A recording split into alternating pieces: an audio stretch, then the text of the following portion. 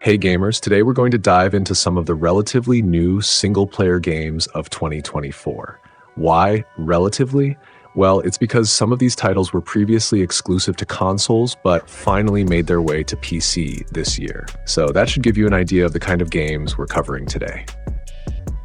Nobody Wants to Die is a game that can be summed up pretty simply. Imagine LA Noire, but with a cyberpunk twist set in the future. That's basically what you get here.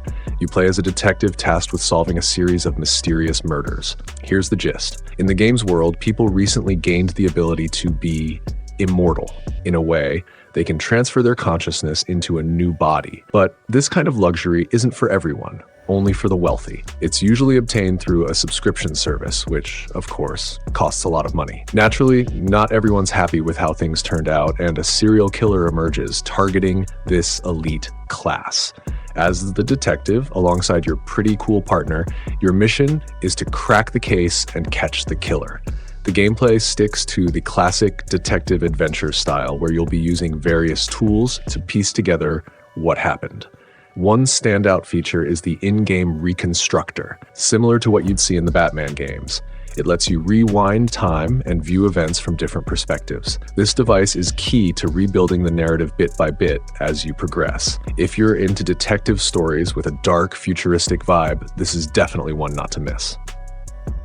Black Myth: Wukong is easily one of the hottest and most anticipated games of the summer of 2024, and when it launched, it blew up on Steam because it's genuinely well made.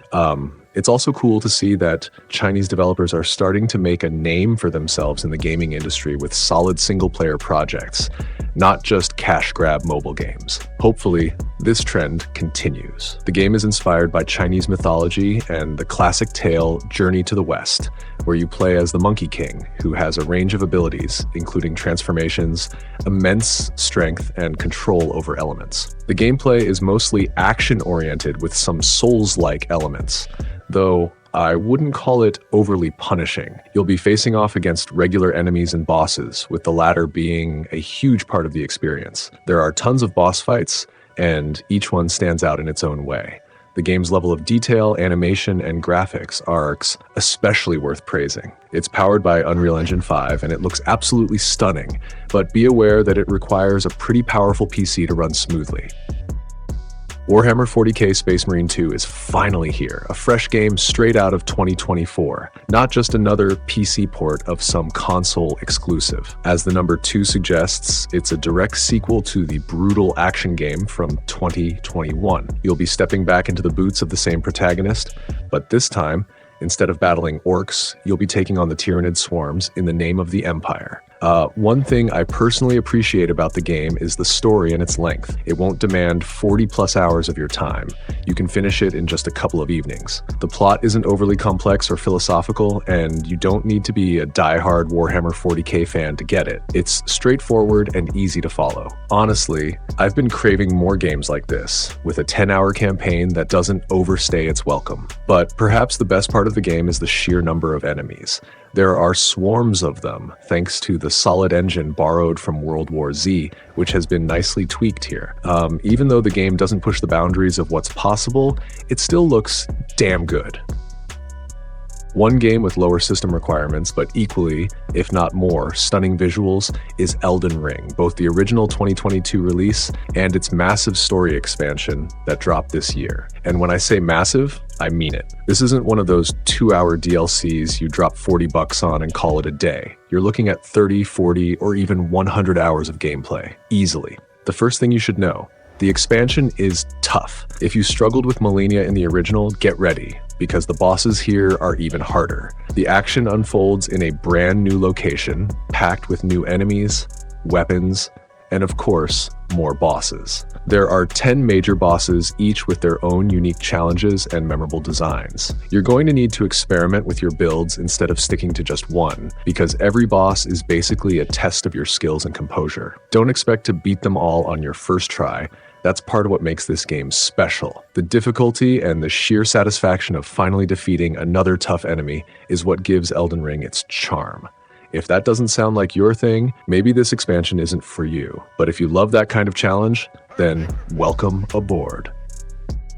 Let me tell you about Until Dawn, a game that might raise some eyebrows when you hear it mentioned in a 2024 list. After all, it originally came out in 2015 and was a PlayStation 4 exclusive. So why bring it up now? Well, that's the twist. It's no longer an exclusive. As of October 4th, the game has been released on PC, and it's running on Unreal Engine 5. Now, the game itself is one of the best interactive horror experiences out there, a genre that's only grown over the years with titles like the Dark Pictures series. As for the story, it's classic horror movie stuff. You've got a group of teenagers making dumb decisions, the usual trope. The setup is that one winter, two sisters go missing at a mountain lodge, and their bodies are never found. Fast forward a year, and their friends decide to reunite at the same lodge to honor their memory. But as you'd expect, things quickly spiral into chaos, and the group gets separated. You play as each of them, making choices and taking actions that determine not only their survival, but also how the entire story plays out, with multiple endings based on your decisions. Back when it came out, Until Dawn felt like a big-budget horror movie brought to life, and we can only hope that the new PC version on Unreal Engine 5 doesn't mess up what already worked so well.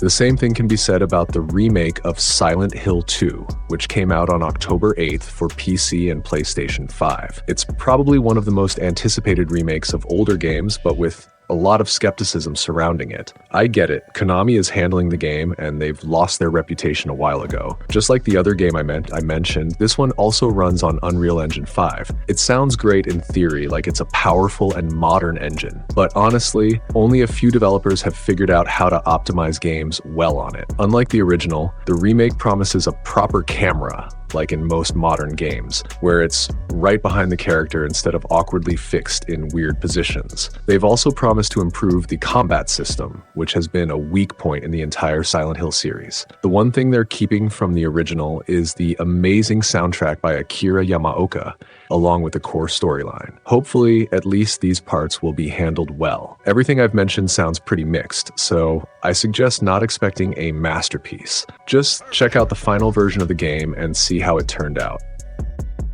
If you're into story-driven horror games, Still Wakes the Deep is hands down one of the best solo experiences of the year. Don't get me wrong, Steam is flooded with indie horror titles made in Unity using the same recycled assets and cheap jump scares. It's gotten so repetitive that it's hard to get excited anymore. But finding a decent horror game with a gripping narrative, something like the first two Amnesia games or Alien Isolation, has become a rare thing. That's why this game stands out. The story centers on an ordinary guy working as an electrician on an oil rig who ends up getting fired after not too long on the job. But that's not even his biggest problem. While the crew was busy looking for oil, they stumbled upon something else.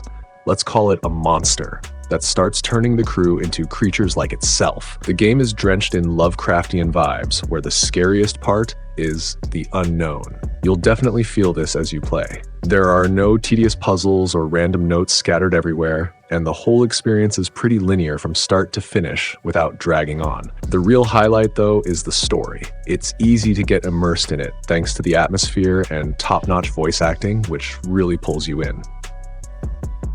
The sequel to the 2018 game, which, after a few years since its release on PlayStation 4 and 5, has finally made its way to PC this fall. As someone who has played every part of God of War, I find this game a bit mixed. There are definitely both pros and cons, but let's break it down. The game directly picks up from the 2018 title, where you continue to play as Kratos and his son, Atreus. Though, this time, Atreus has grown quite a bit since the last game. You'll also get to play as Atreus at certain points. Both characters are gearing up for the upcoming Ragnarök, slashing through Norse gods and other enemies in the most stylish and brutal ways. In terms of gameplay, it's pretty much the same as the 2018 version, just with some minor improvements here and there. You still have the beautiful combat system with the axe and chaos blades, the ability to upgrade weapons and armor, and new skills to unlock. On paper, it all sounds great. A solid sequel with better graphics and the same epic battles against regular enemies and bosses alike. However, there's the story aspect to consider. In short, it's an emotional roller coaster. By the end of the game, you'll have a more formed opinion about the whole experience. But along the way, trust me, your feelings about it are likely to swing back and forth. Maybe it's just me, but I'm sure others who have played will drop their thoughts in the comments. Next up, we've got a game that's not exactly brand new. considering it came out last year on PlayStation 5, but it finally made its way to PC this year, just like a few other games on this list. Now, even though it's called Final Fantasy XVI, don't worry if you haven't played the previous ones. Each Final Fantasy game tells a completely different story, so you can jump right in without any prior knowledge. This one, though, stands out from the rest of the series, especially with its darker atmosphere and fast-paced gameplay. It's actually more like Devil May Cry in terms of action, which some fans weren't too thrilled about since Final Fantasy games usually have turn-based combat. Personally, I think the dynamic combat is a great change, and they pulled it off really well here. Plus, the game feels super cinematic. That being said, it does demand some serious hardware. Whether you're on PC or even on the PlayStation 5, the game can sometimes struggle to maintain performance. It might not be the best Final Fantasy game ever, but it's definitely not the worst either. I'd say it's worth checking out. Sony's only new game this year, and surprisingly, it's a real hit. Astro Bot is a charming platformer that owes a lot to the demo, Astro's Playroom, which was designed to show off the features of the DualSense 5 controller. The game itself is a great example of an action platformer with stunning visuals, and not just in terms of graphics, but sound as well. The story revolves around Astro, a little robot whose friends get kidnapped by aliens, and your mission is to save them while navigating through different levels, each with its own unique biomes. You'll come across lush forests, sandy beaches, and even more unexpected places as you progress. There's no shortage of locations, and each one is the kind of place you can easily get lost in for a while. Simple, charming platformers like this are pretty rare these days, with most new releases being indie Metroidvanias or roguelikes. So it's no surprise that Astro Bot has received such a positive response from players. If you're not turned off by its cartoonish graphics and don't mind stepping away from being all grown up, I highly recommend checking it out. And that's it for today's list of single-player games in 2024. Hopefully you found a few titles to add to your must-play list, whether you're looking for something fresh or a game that's finally made its way to your platform of choice. There's a lot to explore this year. Thanks for watching, and let me know in the comments which game you're most excited to try.